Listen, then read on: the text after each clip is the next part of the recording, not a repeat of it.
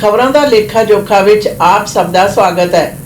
Khabran Da Lekha Jokha December 9, 2024 has been sponsored by Hanif Litigation.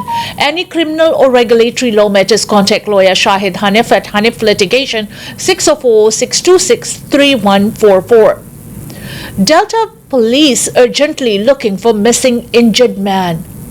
Police in Delta are asking for the public's help to find a missing man who they believe to be injured. In a statement on Monday, the Delta Police Department is requesting that residents in the Sunstone neighborhood in North Delta check their sheds, yards, and cars for a 21-year-old Tajaz. At around 3:40 a.m. Monday, Tajaz allegedly left a home wearing only underwear with a significant injury. Police described Tajaz as being 5'9" and around 120 pounds. Residents of the neighborhood are asked to physically check yards, sheds, cars, or any areas where a person may be able to take shelter. The request is urgent given the injury Tajaz has sustained, police said. Police are asking for the public to not approach and instead to call 911 if they see Tajaz. Multiple officers are currently in the area conducting a search as well as conducting a video canvass to aid in locating Tajaz.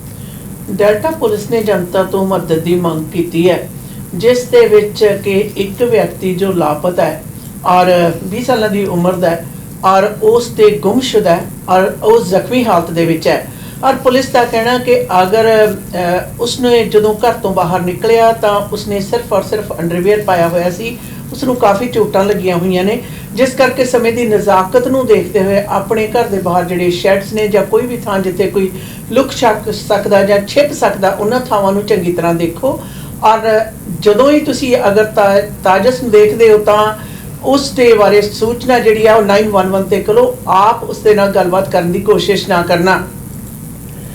Two charged in relation to 2021 killing of Surrey man. The Lower Mainland's Integrated Homicide Investigation Team IHIT says charges have been approved against two men in relation to the killing of a Surrey man in 2021. On Monday, IHIT cleared an update on the murder of then 38-year-old Kenneth Thomas Hull, who was found dead in an industrial area of Burnaby on August 12th of 2021. Police say that this past Saturday, December 7th, officers arrested 38-year-old John Perry Harasam in relation to the death. Homicide investigators obtained sufficient evidence and presented the case to the BC Prosecution Service, who laid a second-degree murder charge against Mr. Harasam, Staff Sergeant David Lee said in a statement. A second individual, 34-year-old Jesse River Miller, was determined to be involved after his death on December 7th of 2024. The BC Prosecution Service laid a charge of indignity to human remains against Mr. Miller, Lee continued. Both men remain in custody awaiting their next court appearance. As this murder is now before the courts, we are unable to provide additional details, Lee said. We hope that this is a step to obtaining some answers for the friends and family of Kenneth Hull. At the time of Hull's death, police shared that they believed the killing to be targeted. However, they did not believe the victim to be linked to the Lower Mainland drug trade. Kenneth Hull ਦੇ ਕਤਲ ਦੇ ਮੁਤਲਕ ਦੋ ਵਿਅਕਤੀਆਂ ਨੂੰ ਹਿਰਾਸਤ ਵਿੱਚ ਲਿਆ ਗਿਆ ਜਿਹੜੇ ਕਿ ਇੱਕ ਵਿਅਕਤੀ ਕਤਲ ਦੇ ਨਾਲ ਸਿੱਧਾ ਜ਼ਿੰਮੇਵਾਰ ਆ ਔਰ ਦੂਸਰਾ ਜਿਹੜਾ ਵਿਅਕਤੀ ਹੈ ਉਸ ਨੂੰ ਮ੍ਰਿਤਕ ਦੇ ਜਿਹੜਾ ਸਰੀਰ ਆ ਉਸ ਮੌਤ ਤੋਂ ਉਪਰੰਤ ਉਸ ਦੇ ਨਾਲ ਦਖਲ ਅੰਦਾਜ਼ੀ ਦੇ ਮੁਤਲਕ ਉਸ ਨੂੰ ਚਾਰਜ ਕੀਤਾ ਗਿਆ ਔਰ ਕਤਲ ਦੇ ਇਹਨਾਂ ਚਾਰਜਾਂ ਦਾ ਸਾਹਮਣਾ ਕਰ ਰਹੇ ਜਿਹੜੇ ਦੋਵੇਂ ਵਿਅਕਤੀ ਨੇ ਇਹ ਪੁਲਿਸ ਕਸਟਡੀ ਦੇ ਵਿੱਚ ਨੇ याद रहे पहला मौत के वक्त ये नहीं सी सोचा जा रहा कि जिहड़ा विक्टिम है उसका संबंध किसी भी तरीके दे नाल लोअर मेनलैंड दे विच चल रही जिहड़ी ड्रग दा व्यापार है उस दे नाल संबंधित है. Swift cover how Taylor Swift's Eras tour took over the city. It wasn't your ordinary concert. The Eras tour took over Vancouver this weekend in an unprecedented way, but just how a strong grip did Swiftie mania have on the city?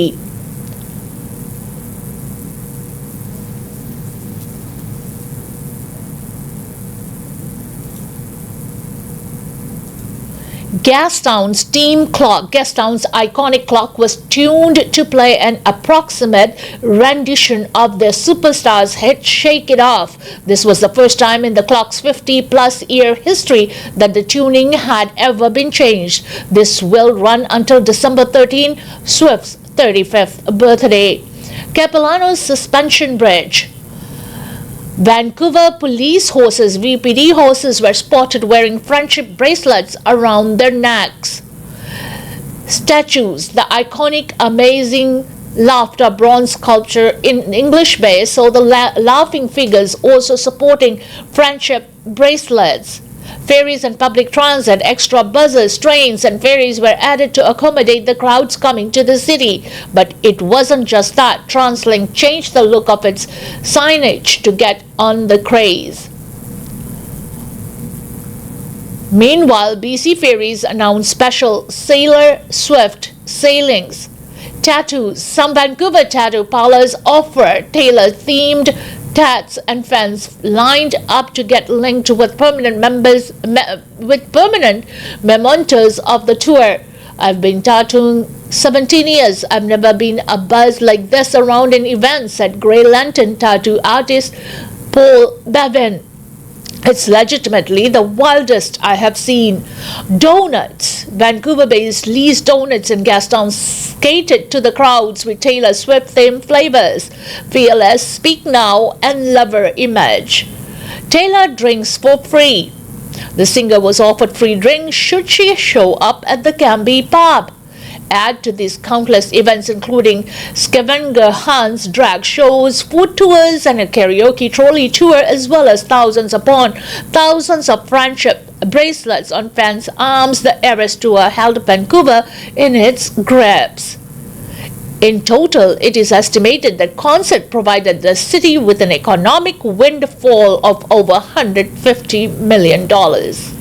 Taylor Swift ਦੇ weekend ਦੇ ਉੱਤੇ ਹੋਏ show ਦੇ ਵਿੱਚ ਲੋਕ ਹੀ ਨਹੀਂ ਬਲਕਿ ਸ਼ਹਿਰ ਦੇ ਵਿੱਚ ਵੀ ਬੜਾ ਕੁਝ ਹੋਇਆ, ਜਿੱਥੇ ਲੋਕਾਂ ਵੱਲੋਂ ਉੱਥੇ ਨਾਲ ਦੀ ਨਾਲ ਟ੍ਰਾਂਜ਼ਿਟ ਸੇਵਾਵਾਂ, BC ਫੈਰੀਜ਼ ਔਰ ਲਾਫਿੰਗ ਫਿਗਰਸ ਨੇ, ਫਰੈਂਡਸ਼ਿਪ ਦੇ ਜਿਹੜੇ ਬੈਂਡਸ ਨੇ ਉਹਨਾਂ ਨੂੰ ਪਹਿਨਿਆ, ਔਰ ਸ਼ਹਿਰ ਦੇ ਵਿੱਚ ਕਈ ਡੋਨਟਸ ਜਿਹੜੀਆਂ ਉਹ ਵੀ ਟੇਲਰ ਸਵਿਫਟ ਦੇ ਪਸੰਦੀਦਾ ਰੰਗ ਤੇ ਚਮਕ ਹੈ ਜਿਹੜੀ ਉਸ ਦਾ ਪ੍ਰਗਟਾਵਾ ਕਰਦੀਆਂ ਰਹੀਆਂ।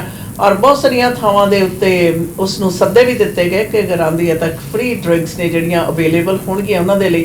ਜ਼ਿਆਦਾਤਰ ਇਸ ਦੇ ਨਾਲ ਸ਼ਹਿਰ ਦੇ ਵਿੱਚ ਬੜੀਆਂ ਸਰਗਰਮੀਆਂ ਰਹੀਆਂ ਤਕਰੀਬਨ ਹਰ ਇੱਕ ਖੇਤਰ ਦੇ ਵਿੱਚ, ਔਰ ਵੈਨਕੂਵਰ ਸ਼ਹਿਰ ਨੇ ਤਕਰੀਬਨ ਇਸ ਟੂਰ ਦੇ ਕਾਰਨ $150 ਮਿਲੀਅਨ ਦਾ ਜਿਹੜਾ ਵਪਾਰਕ ਓਪਰਚੁਨਿਟੀ ਰਹੀ, ਜਿਸ ਦੇ ਵਿੱਚ ਕਿ ਖਰੀਦੋ ਫਰੋਖਤ ਵੀ ਵੱਡੀ ਪੱਧਰ ਦੇ ਉੱਤੇ ਜਾਰੀ ਰਹੀ।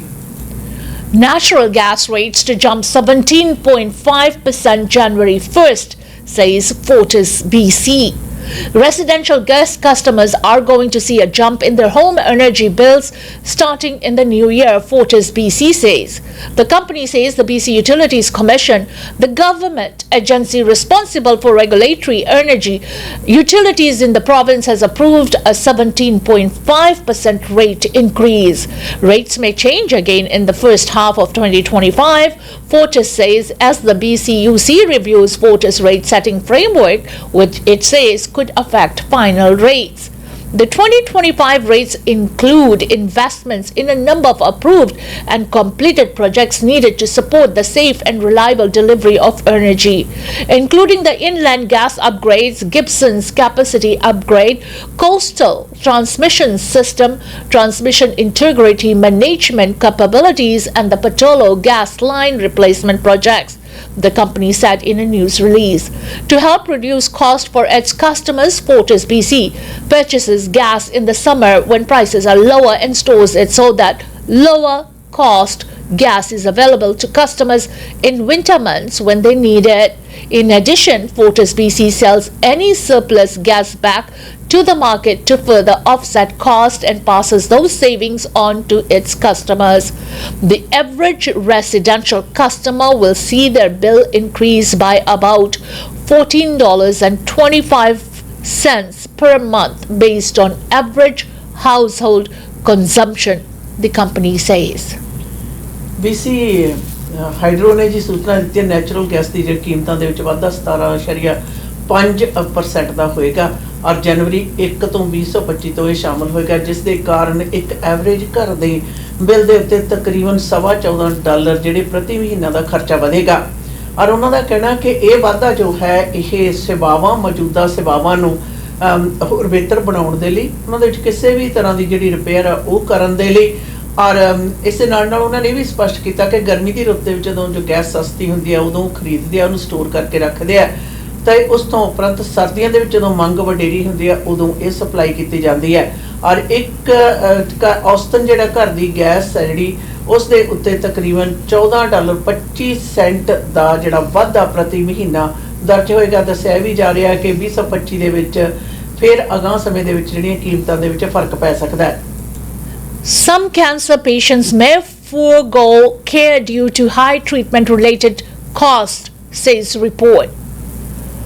Since Natalie Lipschulz was diagnosed with stage 3 colorectal cancer in 2019, she estimates the illness has cost her more than $20,000 in out-of-pocket expenses. Several months after her diagnosis, the Burnaby resident was terminated from her job at an insurance company without cause while undergoing chemotherapy in January of 2020. She agreed not to pursue legal action in exchange for her health benefits and severance.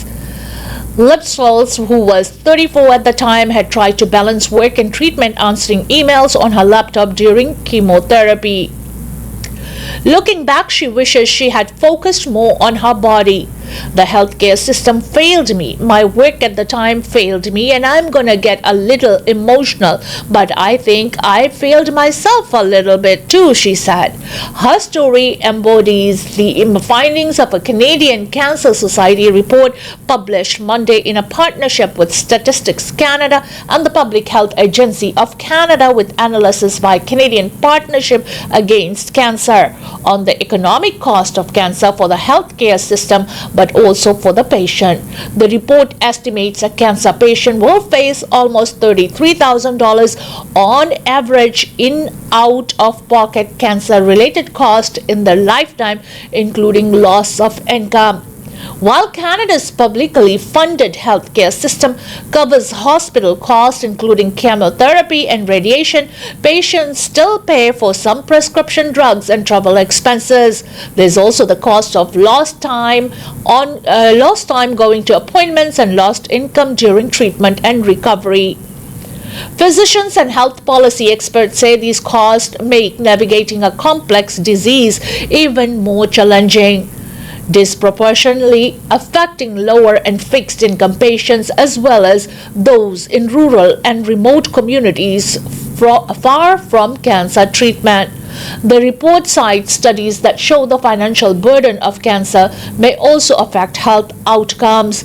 For instance, some may opt out or delay treatment because they can't take time off work, pay for travel and accommodation to get care in another city, or afford a nutritious diet and healthy lifestyle. Advocates suggest federal and provincial governments should step in to help close the equity gap. The report projects cancer in Canada is expected to cost $37.7 billion for health system and for people with cancer and their caregivers in 2024. The healthcare system pays for 80% of those costs, just over $30 billion, and patients shoulder $7.5 billion, about 20%.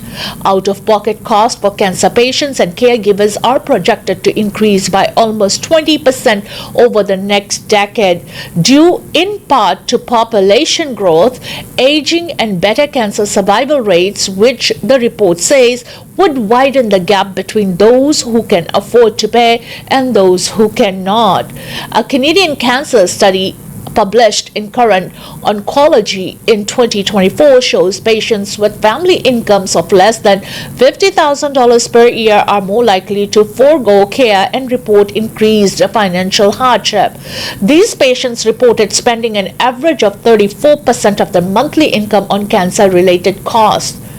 In this respect, Lipschulz considered herself fortunate she and family and friends to lean on for financial support when she was in treatment and could take public transit from her home in Burnaby to a Vancouver cancer center. In 2022, her cancer returned, metastasizing to her liver, classified as stage 4. Her mother stepped in to help care for her 5-month-old daughter. If we didn't have that support system to lean on, I don't really know what we would have done, she said. At that time, Lipschulz was on maternity leave at a new insurance brokerage. We were already kind of struggling financially, and with even just the maternity leave pay. Then if I had to transition to, say, a long-term disability, it's still only a percentage of your salary. So although you do still keep your benefits, there's a lot of things to really think about. Like Lipschulz, about 60% of people in Canada have private health insurance, most often through an employment benefit, but reducing work hours or leaving a job to manage an illness could risk losing that coverage. As a result, Jennifer Gillis, Director of Surveillance for the Cancer Society, said patients are faced with difficult decisions, with some individuals having to decide between their expenses like rent, mortgage payments, and expenses that might come up that aren't covered, such as prescription drugs. Costs associated with travel time can also impact a patient's treatment decisions. A Canadian Partnership Against Cancer report in 2014 found breast cancer patients with longer trips to radiation facilities were much more likely to choose to have a full mastectomy over a breast conserving surgery with follow-up appointments. Recent research in the US and Sweden reinforced these findings. At St. Michael's Hospital in downtown Toronto, Dr. Lisa Hicks, a malignant hematologist, says she sees the enormous emotion burden that financial stress puts on some of her patients. Hicks treats blood cancer patients, which requires one of the longest and most complex treatments, including stem cell transplant. She says it's a full-time job. Imagine a new job that doesn't pay, Hicks said. She said even patients living in the city, particularly those dependent on wheel-trans or who don't drive, find it difficult to make it to 1 or 2 appointments a week. Claire D. Oliveira, an associate professor at University of Toronto Dallas Lana School of Public Health, says provincial government should explore what can be done to ensure patients are not foregoing the care that they need. There are some really high out-of-pocket costs for some cancer patients, and that could be a barrier to access care. So what can we do to address that? The Cancer Society says national drug coverage for take-home cancer medications could help bring down out-of-pocket costs for patients and address disparities in access to these drugs. On average, 70% of cancer drugs are covered by provincial governments' programs in Canada. Take-home oncology medications are fully covered in Manitoba, Saskatchewan, Alberta, and British Columbia, but not in Ontario and Atlantic Canada. According to the federal government's website, Quebec provides coverage, but some patients have to pay a deductible based on income. Stephen Piazza, Director of Advocacy at the Cancer Society, says we are calling for take-home cancer drugs to be covered no matter where you live in Canada. Travel and accommodation funds are also a patchwork that should be offered consistently across the country, says Piazza. At the federal level, he says the government should modify the caregiver tax credit, which currently doesn't apply to people who can't work while taking care of someone with cancer or another serious illness full-time. Today, at almost 40 years old, Lipschulz is cancer-free. But if her illness returns, she says she would need specialized drugs that would cost more than $10,000 a month and are not covered by private provincial health insurance. She says she wants healthcare ministers and decision makers to acknowledge not only what cancer patients go through emotionally but financially too. We still need to work. We still a lot of times have mortgage payments, we have young kids, we have to think about, we have so much more cost, so much more emotional burden. And let's be honest, we are trying to live in a very long time, and all of the costs really gonna add up over the next 20, 30, 40 years, and we are hoping to get there. Report ਸਾਹਮਣੇ ਆਈ ਹੈ cancer ਦੇ patients ਦੇ ਸੰਬੰਧ ਦੇ ਵਿੱਚ, ਔਰ ਇੱਕ ਨੇ ਆਪਣੀ ਜਿਹੜੀ ਹੱਡਬੀਤੀ ਹੈ ਉਸ ਨੂੰ ਬੜੀ ਡਿਟੇਲਸ ਦੇ ਵਿੱਚ ਬਿਆਨਿਆ। ਯਾਦ ਰਹੇ ਕਿ ਕੈਂਸਰ ਦੀ ਜਿਹੜੀ ਚੌਥੀ ਸਟੇਜ ਤੇ ਪਹੁੰਚੀ ਹੋਈ ਔਰਤ ਨੇ ਆਪਣੀ ਹੱਡਬੀਤੀ ਦੱਸੀ ਕਿ ਕਿਸ ਪ੍ਰਕਾਰ ਉਹ ਛੋਟੇ ਬੱਚੇ ਦੀ ਮਾਂ ਸੀ, ਔਰ ਇਸ ਦੇ ਨਾਲ ਨਾਲ ਉਸ ਨੂੰ ਆਪਣਾ ਜਿਹੜਾ ਕੈਰੀਅਰ ਉਹ ਛੱਡਣਾ ਪਿਆ, ਔਰ ਤਾਂ ਕਰਕੇ ਕੁਝ ਕੁ ਹਦਾਇਤਾਂ ਦੇ ਅੰਤਰਗਤ ਤਾਂ ਕਿ ਉਸ ਦੀ ਜਿਹੜੀ ਬਿਮਾਰੀ ਆ ਉਸ ਦਾ ਇਲਾਜ ਹੈ ਜਿਹੜਾ ਉਸ ਦੀ ਇੰਸ਼ੋਰੈਂਸ ਕੰਪਨੀ ਕਵਰ ਕਰਦੀ ਰਹੇ। ਯਾਦ ਰਹੇ ਕੈਨੇਡਾ ਭਰ ਦੇ ਵਿੱਚ ਜਦੋਂ ਅੰਕੜੇ ਸਾਹਮਣੇ ਆਏ ਆ ਤਾਂ ਅੰਕੜਿਆਂ ਦੇ ਮੁਤਾਬਕ ਤਕਰੀਬਨ ਕੈਨੇਡਾ ਦੇ ਸਿਹਤ ਸੇਵਾਵਾਂ ਦੇ ਵਿਭਾਗ ਨੂੰ, ਮਿਨਿਸਟਰੀ ਨੂੰ, ਤਕਰੀਬਨ ਖੇਤਰ ਨੂੰ 37.7 ਬਿਲੀਅਨ ਡਾਲਰ ਕਾਸਟ ਕਰਦਾ ਹੈ, ਔਰ ਇਸ ਦੇ ਵਿੱਚ 80% ਹੈ ਜਿਹੜਾ ਕਾਫੀ ਜ਼ਿਆਦਾ ਇਲਾਜ ਦੇ ਲਈ ਹਸਪਤਾਲ ਦੇ ਜੋ ਸਰਕਾਰ ਹੈ ਉਹ ਕਵਰ ਕਰਦੀ ਹੈ, ਪਰ 20% ਦਾ ਹਿੱਸਾ ਜਿਹੜਾ ਹੈ ਉਹ ਪੇਸ਼ੈਂਟ ਨੂੰ ਕਵਰ ਕਰਨਾ ਹੁੰਦਾ ਹੈ। ਬਹੁਤੇਰੇ ਉਹ ਲੋਕ ਜ਼ਿਆਦਾਤਰ ਜਿਹੜੇ 50,000 ਸਾਲਾਨਾ ਆਮਦਨ ਤੋਂ ਥੱਲੇ ਘਰ ਦੀ ਉਹਨਾਂ ਦੀ ਇਨਕਮ ਹੈ, ਉਹ ਵਿਅਕਤੀ ਇਸ ਜਿਹੜੀਆਂ ਸੇਵਾਵਾਂ ਨੇ ਪੂਰੀ ਤਰ੍ਹਾਂ ਨਹੀਂ ਲੈ ਪਾਉਂਦੇ। ਜ਼ਿਆਦਾਤਰ ਪੇਸ਼ੈਂਟ ਦਾ ਡਾਕਟਰ ਦੇ ਪਾਸ ਜਾਂ ਦਿੱਤੀਆਂ ਹੋਈਆਂ ਅਪੁਆਇੰਟਮੈਂਟਸ ਦੇ ਵਿੱਚ ਇਲਾਜ ਦੇ ਨਾਲ ਸੰਬੰਧਿਤ ਪਹੁੰਚ ਸਕਣ ਤੋਂ ਅਸਮਰਥ ਹੋਣਾ ਹੁੰਦਾ ਹੈ, ਔਰ ਉਸਨੇ ਇਸ ਗੱਲ ਦਾ ਵੀ ਜ਼ਿਕਰ ਕੀਤਾ ਹੈ ਕਿ ਉਹ ਵਿਅਕਤੀ ਜਿਹੜੇ ਕਿ ਕੈਂਸਰ ਤੋਂ ਪੀੜਤ ਨੇ ਉਹਨਾਂ ਦੀ ਲੰਮੇਰੀ ਉਮਰ ਵੀ ਹੋ ਸਕਦੀ ਹੈ, ਪਰ ਕੈਂਸਰ ਦੇ ਨਾਲ ਜਿਹੜੇ ਪਏ ਹੋਏ ਪ੍ਰਭਾਵ ਨੇ ਉਹਨਾਂ ਦੇ ਵਿੱਚ ਕਿਸ ਪ੍ਰਕਾਰ ਫੈਡਰਲ ਤੇ ਸੂਬਾ ਸਰਕਾਰ ਮਦਦ ਕਰ ਸਕਦੀ ਹੈ, ਉਹਨਾਂ ਦੇ ਲਈ ਇਹ ਵਿਚਾਰਨ ਦੀ ਲੋੜ ਹੈ। Police respond to shots fired in Abbotsford on Sunday. The Abbotsford Police Department says it responded to a report of shots fired in the outskirts of the city early Sunday morning. Officers say they went to a property on Harris Road near Bates Road shortly after 6 a.m. The initial investigation has determined that the property owner arrived to find a man on his property, Abbotsford Police Department said in a news release. An interaction occurred between the owner of the property and a male suspect, resulting in the suspect discharging a firearm and fleeing on foot. Nobody was injured during the incident. Police searched the area using police dogs and a helicopter, but were unable to find the suspect. He was last seen wearing a black hoodie with Quicksilver logo on back, dark jeans and a light-colored ball cap. Anyone with information or dashcam footage is asked to call the Abbotsford Police Department at 604-859-5225. Abbotsford police ਨੇ ਜੀ ਸੂਚਨਾ ਜਨਤਕ ਕੀਤੀ ਹੈ ਕਿ ਐਤਵਾਰ ਨੂੰ ਇੱਕ ਵਿਅਕਤੀ ਨੇ ਸ਼ਿਕਾਇਤ ਕੀਤੀ ਹੈ ਹੈਰਿਸ ਰੋਡ ਦੇ ਉੱਤੇ ਉਸਦੇ ਘਰ ਦੇ ਵਿੱਚ ਉਸਨੇ ਘਰ ਦੇ ਬਾਹਰ ਯਾਰਡ ਦੇ ਵਿੱਚ ਕਿਸੇ ਅਣਪਛਾਤੇ ਵਿਅਕਤੀ ਨੂੰ ਦੇਖਿਆ। ਜਦੋਂ ਉਸਨੇ ਉਸ ਵਿਅਕਤੀ ਦੇ ਨਾਲ ਗੱਲ ਕੀਤੀ ਕਿ ਤੂੰ ਕੌਣ ਹੈ, ਕਿਉਂ ਹੈ ਜਾਂ ਕਿਉਂ ਨਹੀਂ, ਤਾਂ ਤਰਕ ਵਿਤਰਕ ਤੋਂ ਉਪਰੰਤ ਉਸ ਵਿਅਕਤੀ ਨੇ ਗੋਲੀ ਜਿਹੜੀ ਆ ਉਹ ਚਲਾ ਦਿੱਤੀ, ਔਰ ਗੋਲੀ ਚਲਾ ਕੇ ਉਹ ਭੱਜਣ ਦੇ ਵਿੱਚ, ਫਰਾਰ ਹੋਣ ਦੇ ਵਿੱਚ ਕਾਮਯਾਬੀ ਹੋ ਗਿਆ।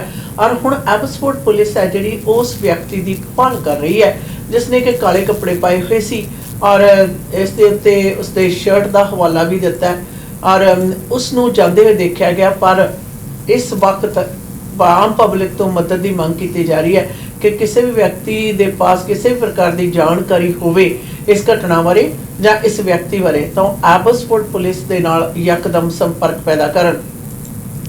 Finance Minister says government's physical update coming December 16th.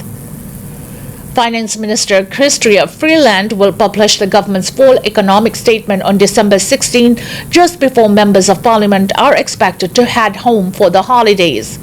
In a statement, Freeland says she's looking forward to presenting the next steps in the Liberals' economic plan to deliver a good middle-class life for everyone. The fall economic statement will offer an update on federal finances, including the size of the deficit as well as any new policies the government plans to implement.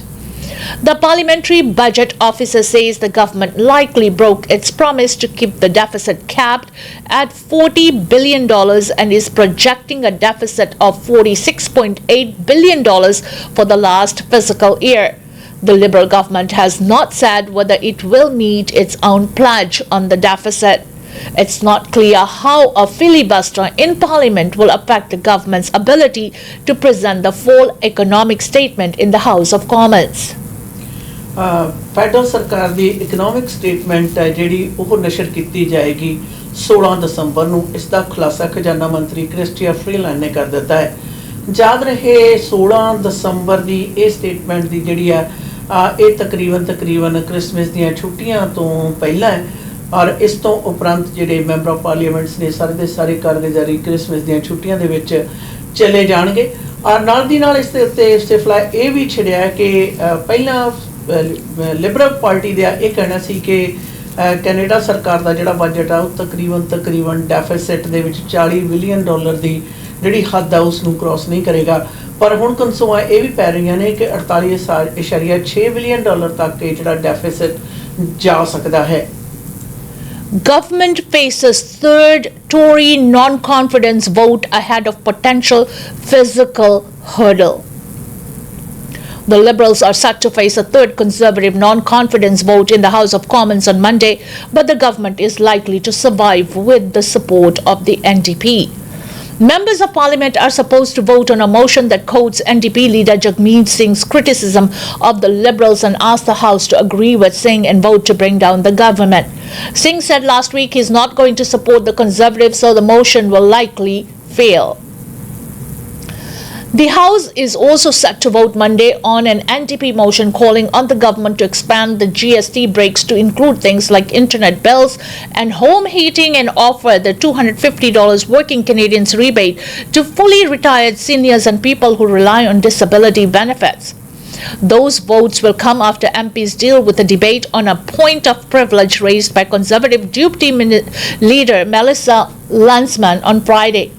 The Conservatives have two more opposition days scheduled Monday and Tuesday, and leader Pierre Poliver has 13 more opposition motions on the House of Commons notice paper to choose from.